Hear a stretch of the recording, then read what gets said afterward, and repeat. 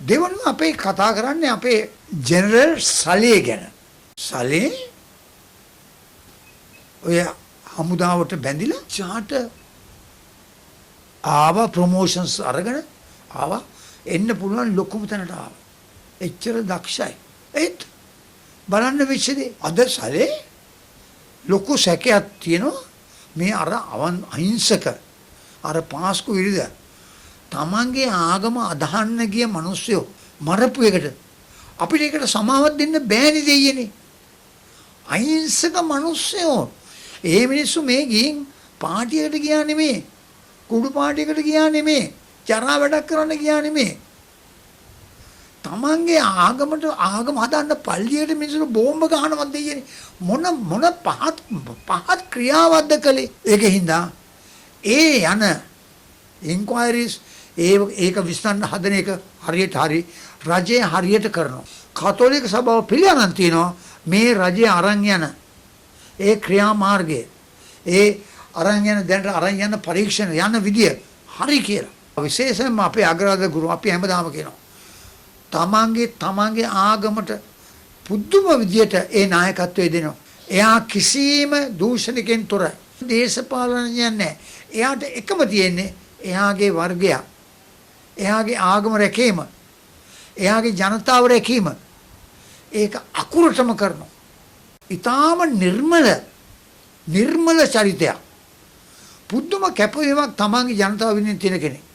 කාදිනල් තුමා කියන්නේවද මේගොල්ලෝ මේ යන ගමන හරි කියන වැරදි නම් වෙන කවුරුත් කියන්න ඕනේ නැහැ.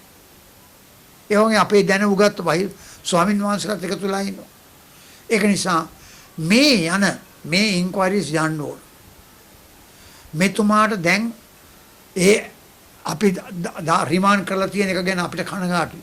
ඒ වුණාට එතුමා බයර ගන්න හදන ක්‍රමේ වැරදි. එහෙම නැත්නම් ලෝකයක් නැහැනේ. රටක් නැහැනේ. අර විරුද්ධ පක්ෂය මොනවද කරන්නේ අර මේ ගමන් පිල්ලේ නම් මේ ගමන් පිල්ලේ එතකොට අපේ මේ දිලිප් මහත්තයා එතකොට විමල් වීරවංශ මේගොල්ලෝ නම් නිකම් පල් වෙන්න හදන්නේ දෙයියනේ. ඕන මිනිස්සුෙකුට තේරෙනවනේ මේක. මේ ඉතා ස්වාධීනව පක්ෂපාතී නොවි දේශපාලනයක් නැතු මේ නඩුව අහන්නේ. දැන් මේගොල්ලෝ කියන්නේ නඩුව ඉල්ලාස් කරගන්න කියලා. විමල් මහත්තයෝ ගමන් පිල්ල මහත්තයෝ දිලිප් මහත්තයෝ ඔයගොල්ලෝ ජීවත් වෙන්නේ තරුණ ළමයි ජීවත් වෙන ඉසෙට් ජෙනරේෂනේ තරුණ අයත් එක්ක. මේ ඉසෙට් ජෙනරේෂන් කියන කට්ටිය ක්‍රිටිකල් තින්කින් තර්ක විතර්ක කරලා තමයි යමක තීරණයක් ගන්නෙ. ඒගොල්ලෝ අතර ඒගොල්ලෝ පල් වෙනවා. ඕගොල්ලන්ට දේශපාලනයෙන් අනාගතයක් නැහැ මෙහෙම ගියොත්. කොල්ලෝ hina වෙනවා ඒගොල්ලන්ට. ඔයගොල්ලෝ මේ කරන්නේ හනමිටි දේශපාලනයේ DS යනක මහත්තයා පටන් ගත්ත කාලේ කරපු දේශපාලනය තවත් කරන්නේ. ඒ කලේ ගොවියන්ට වැද්දන්ට ඒ කාලේ. ඒ කාලේ රටේ ජනතාවගෙන් 85ක් 90කට කිසිම අධ්‍යාපනයක් තිබුණේ නැහැ. අකුරු ලියන්න බැරි කාලේ. මුළු ගමක් ගත්තාම 10 15000 කෙන එක්කෙනයි දෙන්නයි උන්නේ. එක්කෙනෙක් ග්‍රාම සේවක වුණා, එක්කෙනෙක් ඉස්කෝල මාත්‍ය වුණා. ඔය කාලේ මේ ක්‍රමේ පටන් ගත්තේ. එතකොට අද ඉන්න ළමයින්ට මේ ගොන් කතාවල් හරියන්නේ නැහැ. දැන් මේගොල්ලෝ එකතු වෙලා උපවාස කරනවා. උපවාස කරන්නේ මේ ඕනේ. අපි දන්නවා දැන් උසාවිය ස්වාධීනයි. පොලිසිය ස්වාධීනයි. හරියට හොයනවා. ඒගොල්ලෝ කමිෂමක් දාලා ඒගොල්ලන්ගේ කට්ටිය එක්ක අහුවෙලා නීතිඥයෝ සේදම එක්ක අහුවෙලා අපි ඒගොල්ලෝ ෆලෝ අප් කරන්න මේවා හරියට කරනවද කියලා එච්චරයි කරන්න ඕනේ. අන්න එතනදී නීතිය යම් කිසි වරදක් වෙනවා නම් මෙතුමාට අසාධාරණයක් වෙනවා නම් එතෙන්දී බොරුවක් යනවා නම් එතන දෙන උසාවියේ සාක්ෂි හරින අන්න ඒතොල ඇඟිලි ගහන්න ඕනේ. දැන් මේ මොකද කරන්නේ? උපවාසයක් කරනවා විමල් මේ ගිනි තියා ගන්නවලු.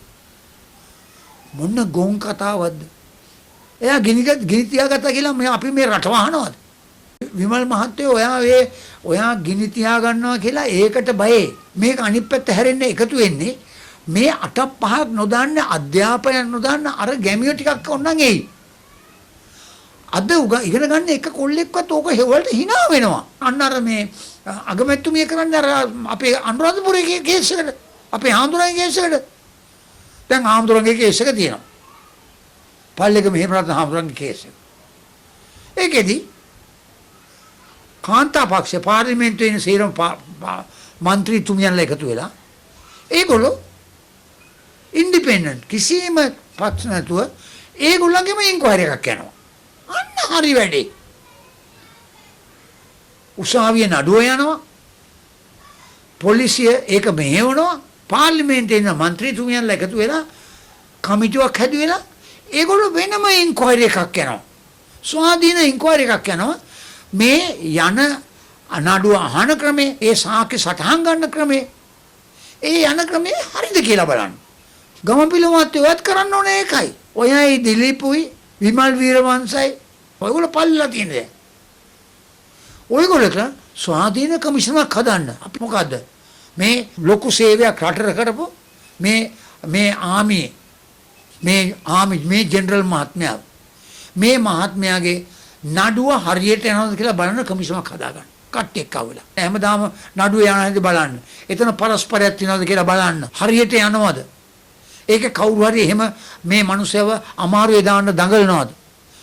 අන්න කළ යුතු වෙන්නේ. ඔයගොල්ලෝ ඔය කරන වැඩෙන් දැන උගත් ළමයි අද ලංකාවේ ජනගහණයෙන් 75%කට විතර හොඳ අධ්‍යාපනයක් තියෙනවා. හැම ළමයෙකුම හොඳ අධ්‍යාපනයක් තියෙනවා. මේ ළමයි හිතනවා. මේ ළමයි තර්ක කරනවා. මේ ළමයි අපි වාගේම දන්නවා. ගමන්පිල මහත්තයා හිතනවා එයා විතරයි මේ මොලේ තියෙන්නේ කියලා. ඔයාට වඩා මොලේ තියෙන මිනිස්සු ගොඩාක් ඉන්නවා ලංකාවේ. කොල්ලෝ ඉන්නවා. ඉතින් ඔයගොල්ලෝ හිතේ අපි හරක් කියලානේ. ගමන්පිල මහත්තයයි දිලීප් මහත්තයයි විමල් වීරවංශ මහත්තයා හිතේ ලංකාවේ ඉන්නේ හරක් රැලක්. ඒගොල්ලෝ ගිනි තියා ගන්නකොට අපි බය වෙයි. ඒගොල්ලෝ උපවාස කරලා මේ ආණ්ඩුව මේ කේස් එක මේ නඩුව අස් කරගනි. දැන් ඒගොල්ලෝ නඩුව අස් කරගන්න කියලා බලන්නකෝ. මෙහෙම ගිහින් හරියන්නේ නැහැ. මෙහෙම ගියොත් මොකද වෙන්නේ? අපි මෙහෙම කරමුකෝ. මෙහෙම කියමු. හරි. ඔබතුමාගේ බලපෑමට මේ ආණ්ඩුව අස් කරගත්තොත් මේ රටේ නීතියක් තියාගන්න පුළුවන්ද කවදා හරි? එක නඩුවකට අහන්න බැරුව යනවා එහෙනම්. ස්වාධීන පොලිසියක් තියෙනවා, ස්වාධීන අධිකරණයක් තියෙනවා. ස්වාධීන පරිපාලනයක් තියෙනවා. ඒකට බාර දීලා තියෙනවා. ඒගොල්ලන්ගේ තියෙන දුර්ලභකම් හොයනවා මිසක් ඒගොල්ලන්ගේ කරපු වැඩේ පැත්තකින් තියලා ඕ එපා මේක අයින් කරලා දාන්න. මේ නඩුව විසි කරලා දාන්න. ඕකන පොඩි මොලයක්වත් නැද්ද? ගමන් පිළ මහතර පොඩි මොලයක් නැද්ද? මේක මේ ඕ ලෙවල් යන ළමයින් උද්දන්නවා. එතකොට මේ අලුත් යුගයේ ඉන්න ළමයින්ට මේ කොලොප්පන් හරියන්නේ නැහැ. ඔයගොල්ලෝ නඩු මඟට බලලා ඔයගොල්ලෝ යන්න නඩුවක් මේ අපේ සහෝදරයා මෙයා වරදක් කළේ නැහැ කියලා ඔයගොල්ලෝ නඩුවක් දාන්න. මේ මොකද්ද කරන්න හදන්නේ? විමල් මහත්තයා ගිනිගත් තියාගත්තා කියලා බය වෙයිද මිනිස්සු? මොකද කරන්නේ? එයාට ගිනිගත් තියනවද? එයාට පුද්ගලිකව එයාට ගිනි තියා ගන්න ඕන නම් දෙයක් කරන්න දෙයක් නෑ අපිට. අපි හරි කනගාටු මිනිස්සුන්ට ගිනි තියන්න එපා, කරගන්න එපා කියලා තමයි අපි කියන්නේ. ඒත් අපි කියන්නේ ඒව හරියන්නේ නෑ. මේ ඕවා බයිලා. අර කතාවට කියන්නේ ඕවා බයිලා. බයිලා ගහන්න එපා. බයිලා ගහන්නේ අර DSK කාලේ. SWRD ගේ කාලේ. ඒ කාලේ උන්න චන්දනායක මේවට රැවටුණා. දැන් මේ කොල්ලෝ මේ ක්‍රිටිකල් තින්කින් යුගයේ ආටිෆිෂල් ඉන්ටෙලිජන්ස් කෘත්‍රිම ඥාන යුගයේ රොබොටික් ඒවියේෂන් යුගයේ මුළු ලෝකෙම එකක් වෙලා ලෝක වාසීන් ඉන්න මුළු ලෝකෙම එකතු වෙලා යන ඊටාම අමුතුම යුගයක් මුදා වෙලා තියෙන මේ යුගයේ පාවිච්චි කරන්න එපා. ඔය දේශපාලන ආයුධ ක්‍රමවේද අවුරුදු 75කට ඉස්සෙල්ලා ඒවා පාවිච්චි කරන්න එපා. පල්ලෙනෝ ඔයගොල්ලෝ. දිලීප් මහත්තයා පල්ලෙනෝ. නැත්නම් දිලීප් මහත්තයා හොඳ අනාගතයක් තියෙනවා. පත්තරයක් තියෙනවා, ටීවී එකක් තියෙනවා. ඒ හැම තැනම ඔයගොල්ලෝ පල්ලෙන කතානේ කියන්නේ. මේව කරන්න එපා. මොකද ඔබතුමාට අනාගතය තියෙනවා. අපිට රටේ නායකයෝ ඕනේ තමයි. ඔබතුමා දකුණේ කෙනෙක්. ඔබතුමාට ලොකු කැක්කමක් තියෙනවා මේ රට ගැන අපිට පේනවා. ඔබතුමා දක්ෂ ව්‍යාපාරිකයෙක්. ඔබතුමා ජනතාව ඇදගන්න ආකර්ෂණයක් තියෙන පුද්ගලයෙක්. ඒ ඥානවන්තව වැඩ කරන්න. කල්ලියකට එත්කු දෙන්න බා. ඊට වැඩිය හොඳයි තනියම යනවා.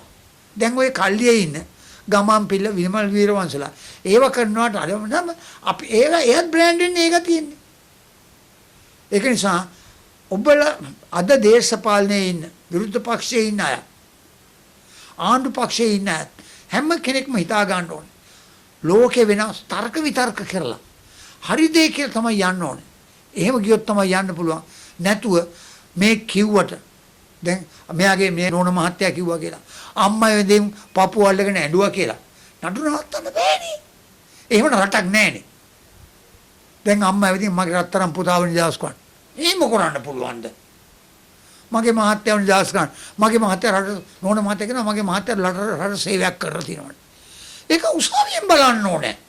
පොලිසියෙන් බලන්න ඕනේ. ඒක නිසා මේකට ඇඟිලි ගහනවා නම් මේ යන නඩුව යන්න දෙන්න. ඔයගොල්ලෝ නම් ස්වාධීන කමිෂමක් දාලා ඔයගොල්ලෝ වෙනම යන්න මේකට ඉන්ක්වයරි එකක්. ගිහින් ඔයගොල්ලෝ ඒක ඉදපත් කරන උසාවියට මෙන්න මේක නෙමෙයි මේක ඇත්ත මෙන්න මේ පැත්ත. ඔය කරන වැඩේ වැඩක් නැහැ. මේ තිත්ත ඇත්ත.